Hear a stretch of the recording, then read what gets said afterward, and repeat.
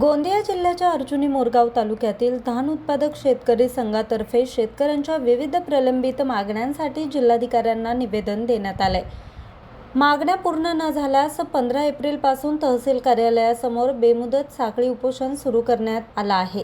धान खरेदीच्या मर्यादा वाढवून उर्वरित धानाची तात्काळ खरेदी करावी, आदिवासी महामंडळ व मार्केटिंग फेडरेशन मार्फत धानाचे थकीत देयक अदा करावे अशी प्रमुख मागणी करण्यात आली आहे। याशिवाय शेतकऱ्यांना 16 तास वीज पुरवठा, नवीन वीज कनेक्शन देणं, धानाला बोनस जाहीर करणं, कर्जमाफी करून 7/12 कोरा करणं, 2019 मधील महात्मा ज्योतिबा फुले प्रोत्साहन योजनेचे 50,000 उरलेले शेतकऱ्यांना देणं, तसेच ऑनलाईन प्रक्रिया सुरू करून शेतकऱ्यांना सुलभ सेवा देणं अशा विविध प्रकारच्या 14 मागण्या निवेदनात नमूद करून जिल्हाधिकारी यांना निवेदन देण्यात आलंय।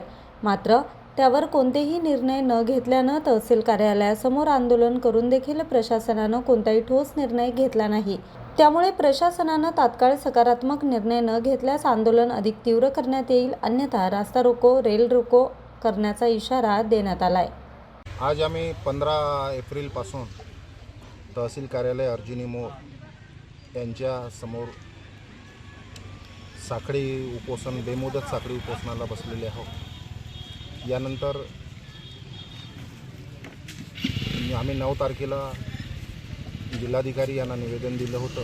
14 मागण्या त्याच्यामध्ये दिलेल्या होत्या। त्याच्यात शासनाने धान उद्दिष्ट, खरीपातील धान उद्दिष्ट यांचे उद्दिष्ट वाढवून शेतकऱ्यांची उर्वरित धान खरेदी करावे, मका खरेदी केंद्र सुरू करावे, धानाला बोनस जाहीर करावा, या मागण्यासह आमच्या 14 मागण्या इथं आहेत। त्यामध्ये शेतकरी अगोदर आम्ही आमचा मानस साखळी उपोषणाचा आहे, त्यानंतर आम्ही आमरण उपोषण करणार आहोत ना। त्यानंतर आमरण उपोषण आम्ही ज्या दिवशी करू त्या दिवशी शेतकऱ्याची खूप मोठी संख्या राहील। त्याच्यात रास्ता रोको, त्याच्यात तहसील कार्यालय घेराव, तसेच त्यानंतरही आमच्या मागण्या पूर्ण नाही झाल्यास आम्ही रेल्वे रोकोसुद्धा करणार आहोत, असं आमचा मानस आहे। यासाठी आम्ही इथं तहसील कार्यालय अर्जुनी मोर समोर बेमुदत साखळी उपोषणाला बसलेले आहोत। न्यूज रिपोर्टर चेतन समरेत, आज 24 तास, गोंदिया।